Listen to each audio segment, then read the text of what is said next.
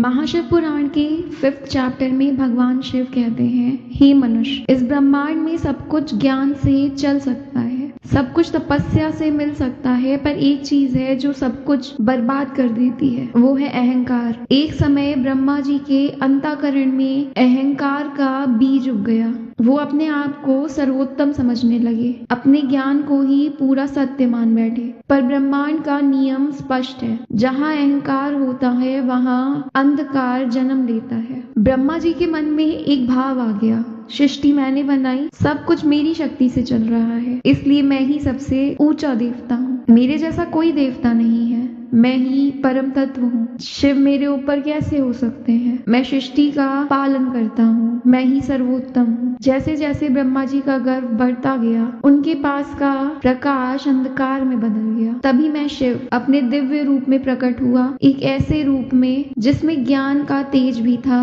और त्याग की शांति भी। मेरा रूप उन्हें याद दिलाने आया कि सृष्टि का अधिकार कभी अहंकार से नहीं मिलता, वो सिर्फ विनम्रता से प्राप्त होता है। ब्रह्मा जी ने जब मुझे देखा तो उनका अहंकार गिर गया। उन्हें समझ आ गया कि ज्ञान तभी फलता है जब मन निर्मल हो, तपस्या तभी सफल होती है जब उसमें मैं का भाव नहीं, मैं नहीं का भाव हो। इस तरह का संदेश आज भी मनुष्य के लिए उतना ही सत्य है जितना पहले था। शिव कहते हैं, अहंकार का फल हमेशा दुख होता है। चाहे तुम कितने भी समर्थ हो, कितने भी ज्ञानी हो, अगर मन में ईगो आ गई तो सब कुछ हाथ से चला जाता है। और याद रखना, ज्ञान और तपस्या तभी फल देती है जब हृदय में विनम्रता हो। विनम्रता वो दरवाजा है जिससे सत्य तुम्हारे जीवन में प्रवेश करता है। जिस दिन तुम अपनी ईगो छोड़ दोगे, उस दिन तुम मुझे स्वयं शिव को अपने हृदय में महसूस कर पाओगे। मैं उसके पास नहीं आता जो खुद को ऊपर दिखाने के लिए दूसरों को नीचा दिखाते हैं। मैं उनके पास आता हूँ जो प्रेम, शांति और ज्ञान के साथ अपने सर को झुकाते हैं। अंत में याद रखना, जहाँ अहंकार गिरता है वहीं से जीवन का उदय शुरू होता है। मैं शिव हूँ और विनम्रता ही मेरा पहला दर्शन है।